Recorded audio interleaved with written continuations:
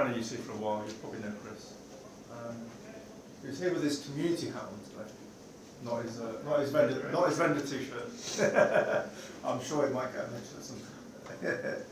Anyway, thank you. This is Chris. Sorry. That one's Chris. Yeah, and this one. Oh, this one's Chris Dewhirst. Yeah, you can go out. Yeah, thanks for that. So yeah, no, definitely community session, not branded up.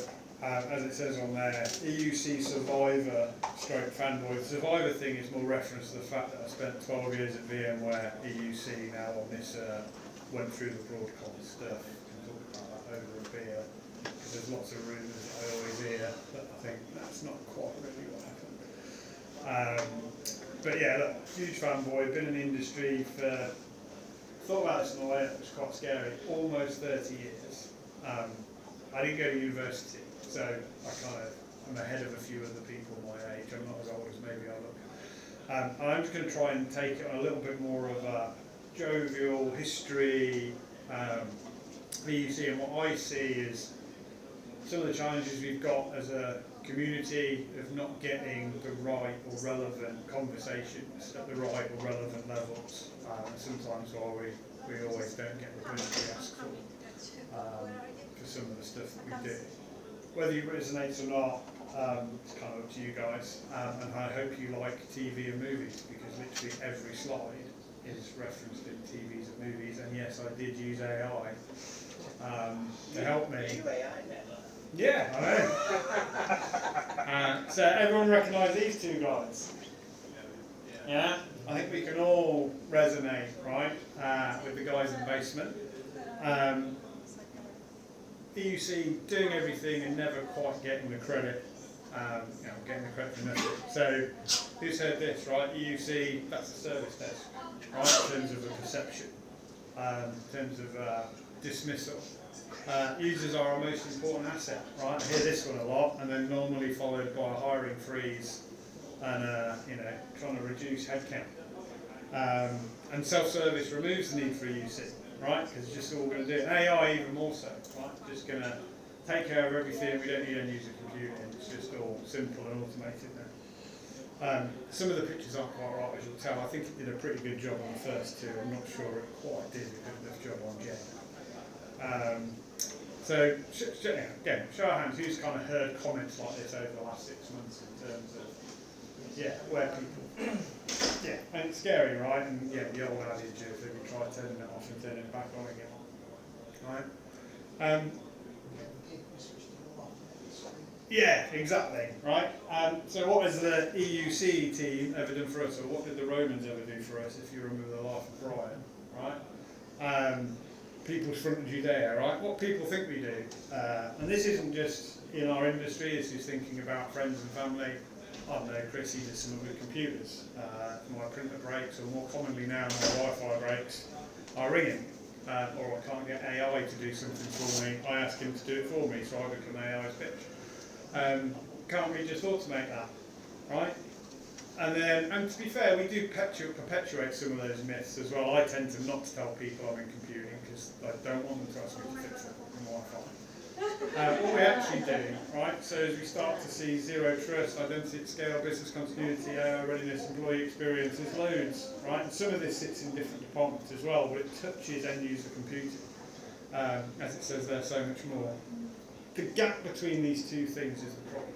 And that's what I want to try and cover in this session. It's people's perception versus our perception, our own self-worth versus theirs, and how we close some of those gaps, and how that relates to the business. So CFO typically sees this as a cost centre, right? CIO sees this as just some technology, and employees just see their laptop, right?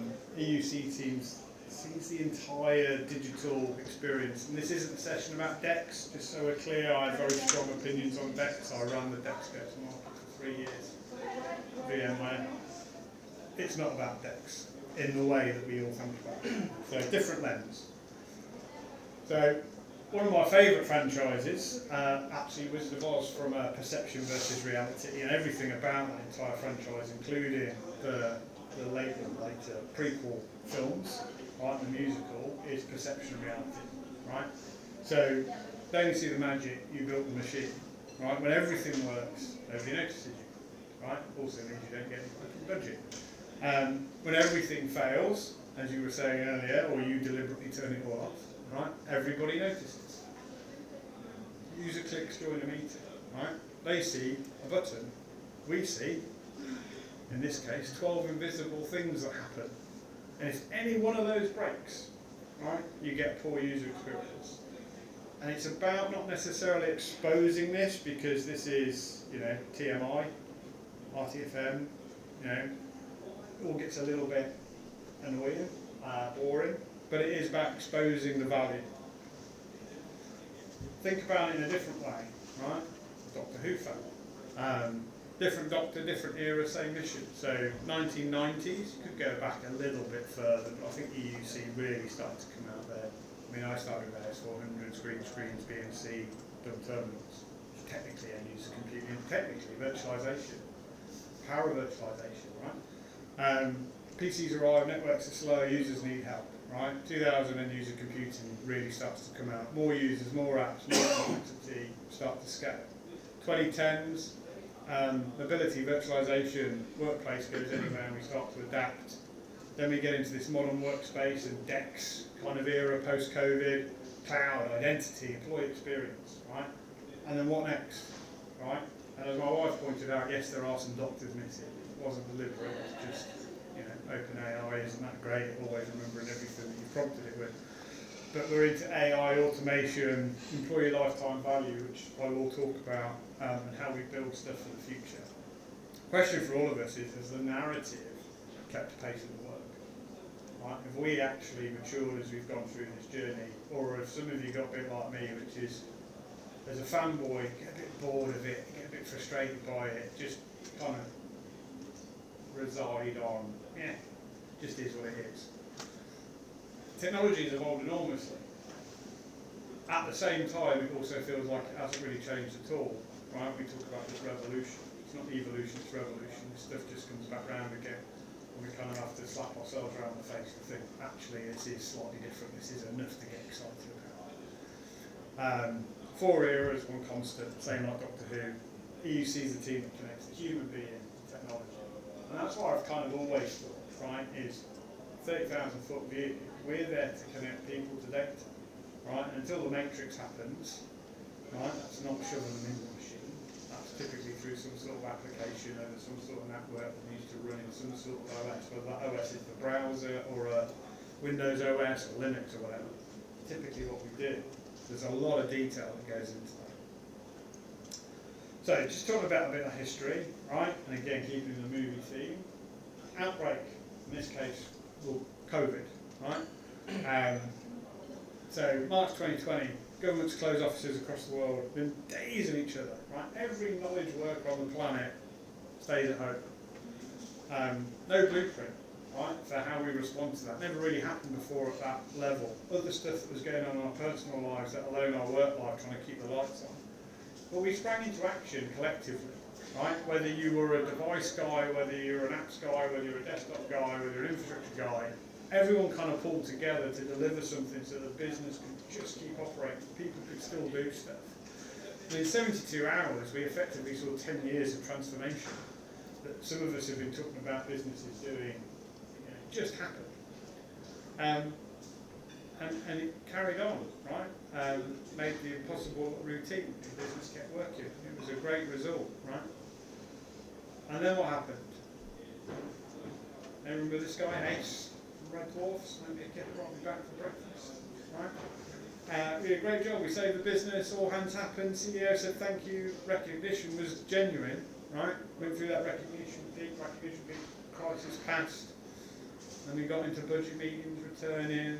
Then we got into reclamation. Then we got into the next crisis. It isn't a 2020 story, right? This is just a focal point. It's a structural pattern. Every time we do something big, every time we make a massive impact, we don't sustain it. We fall back to our teams disperse into their own individual tribes of EUC, which is a capital term. Nobody really continues to own the value that we delivered. Nobody really holds the business to account for what we're trying to do. It's not that the business isn't great for them.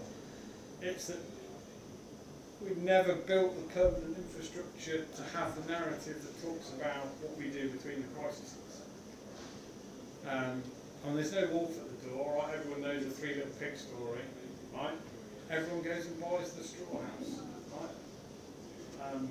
The brick house only works because of the wolf. If you take the wolf out of that story, I've just got to feel a little bit warm, a little bit sheltered from the rain. I spend, a little viable product to do that. It's not about fear, right? Uncertainty and doubt. It's not about flood selling, but it is about understanding what is the wolf for our business, and is that linked to employee engagement, employee experience? Is that linked to customer experience, customer engagement? Is that linked to better outcomes? Is that linked to AI and driving down operations? I don't know, but the business is with. Tell that story before the crisis, not during, right? Measure what matters to show the impact. Position EUC as that strategic enabler, which we all, I know, try and do, but we don't necessarily all do it with a wide enough angle, wide enough scope, and keep the conversation going continuously. Ultimately, what we're talking about is the recognition in this case lasted a week, but the work never stopped, and we want that recognition to continue as far as possible. And then what's happening right now? So 6 forces, you could say there's more. I'll try and put them all together. Just see an old face at the back. 6 forces all converging. Sorry, I didn't say you face was old. Face I've not seen for a while. He's not got his glasses on, could have been any one of us. All having at the same time. So power, RAM, scarcity, right? Hardware challenges, see a few people nodding. AI, agents and users, right? I'm going to have anyone else talk to me about AI, agents and workflows. Sovereign cloud, right? Maybe not in the US, which lots of our technology companies are US based, they kind of go, yeah, sovereign cloud, big issue this side of the world. Regulatory pressure, right, continuously and getting harder. Cloud cost reality, right? So power, scale, capacity challenges, right? Who'd have thought that silicon doesn't create itself? And this stuff just can go on forever. And deglobalization, I've seen that everywhere across every industry. Oh, click on too far. Different villains, same city, right? Turtles time. We have to go and clean up the mess, right? We have to think about all these things, and we have to do it with 80% less budget than we had last time. Because we haven't identified the one wolf that people care about. This is one for my own nerdier colleague, inside joke around what that. But yeah, war games, right? So when we think about AI, and we think about agents, and we think about how that relates to EUC, we're talking about these kind of technologies that are out there that everyone's using, that we know they're using, that we haven't put controls around, or are we thinking about how do we build that inside and think about them as a teammate, whereas AI just becomes another user. EUC, the user bit doesn't have to be human, right? It should definitely be considered augmented. Right, and definitely here to stay. No one's putting that genie back in the lamp, right? Pandora's box has been opened. It's about how do we make the best use of it, how do we make the business understand that EUC is a key part of that discussion. It's not these AI cool, clever kids born in the cloud newbies. It's not just them. It's not just the cyber security bit, it's how does this all come together. Same agent, different runtime, right? So the question isn't whether AI shows up, it's whether it arrives as Whopper, right, or as a trusted teammate, okay? And I would suggest we want to try and position it as a trusted teammate where at all possible. It's not the risk ungoverned, it's, and think about it this way. So Knight Rider, right? I've been fortunate to sit in kit back in 1980 or something. I asked him when Michael was, probably was on holiday. I was about 7 years old. But great AI, right? It doesn't matter which one you go for, right? They're all very good. Specific tasks, they're better than others, right? Ultimately, that needs to sit on a great platform. And at home, that's a lot easier. Within a federated environment or an industry, you need to think about it a slightly different way. But you're still trying to work out, well, what's the use case that we're trying to deliver? And if we pull them both together, great AI with a great platform, you get Kit and Michael Knight.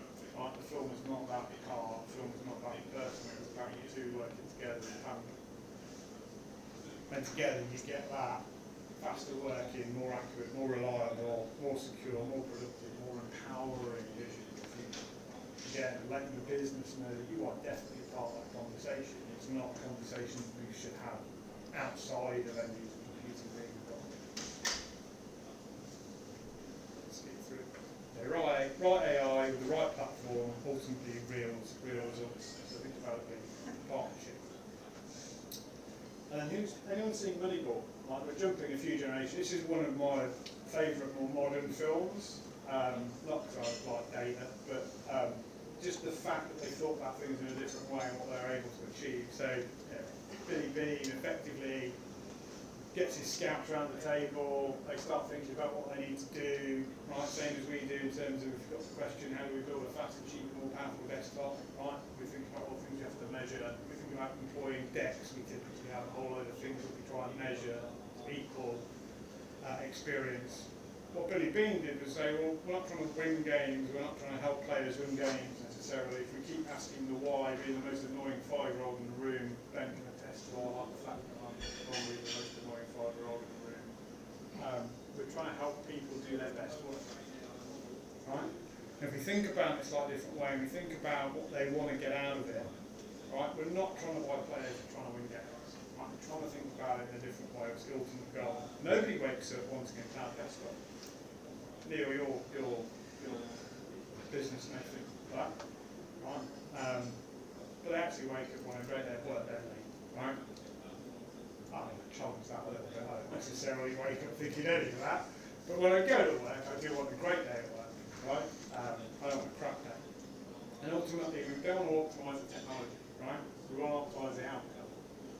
Now, outcomes are dangerous work, because I worked for a few vendors over my time, and they all talk about, we don't talk about outcomes. The problem is you go too far with that, and the outcomes become cheaper, better, faster, more secure.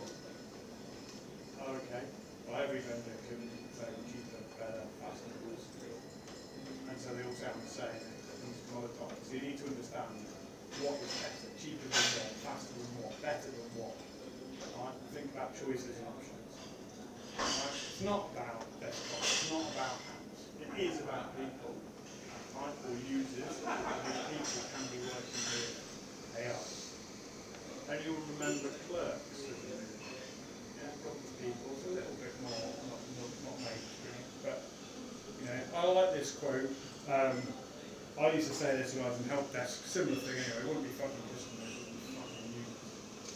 Right? My job is so much easier than fucking users. Right? Because if you're halfway doing something and the phone will ring, probably support people, you have to remember what you were doing 5 minutes ago. But ultimately, some people are more than just a shift. And I did some of this with one of the largest logistical firms, which technically is the 4th largest airline in the world, because of the quality of what they do, working with HR. And they got this thing called ELTV. Has anyone come across ELTV? No, not usual. It is more of a HR term, sort of pulling across your customer lifetime value, which is where it started. Employee lifetime value has grown from it. But ultimately, it's about trying to measure from before they become an employee to after they become an employee, what value do they attribute back to the business?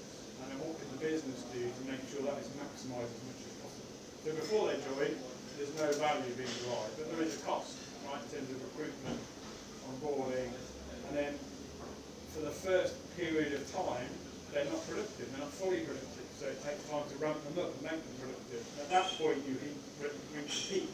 Unless you continuously develop this person and they grow and they scale the business, it never gets any better. And then before they decide to leave, the business doesn't know they decided to leave, that actually starts to drop off until the day they leave, and then it drops right down. It's kind of a normal curve. With technology, it's been proven you can actually impact them before they become an employee. So you can do day -1 stuff with technology that's sort of excited, enabled, and provisioned before you've actually even paid them a single hour of work. Which means that when they do become a worker, they are already halfway, if not all the way up to where their maximum could be for that role.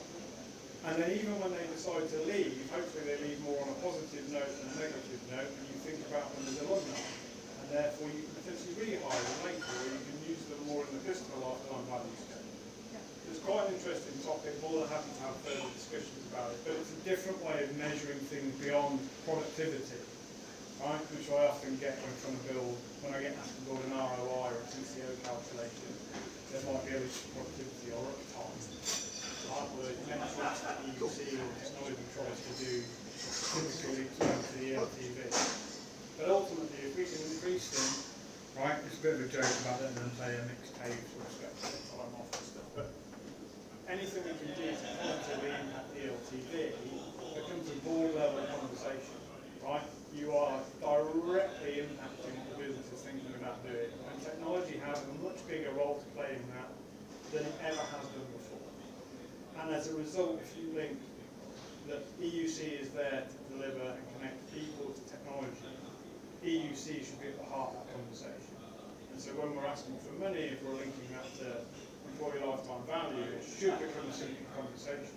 If you're able to demonstrate how I increase LTV by 5% for 40% of the workforce for a $1 million investment, it's going to be a very difficult thing to say no to. The way I think about this sometimes as well, using more modern or more recent examples, is when they did the Eurostar upgrades, they started with the problem statement was we need to decrease the travel time by 20 minutes.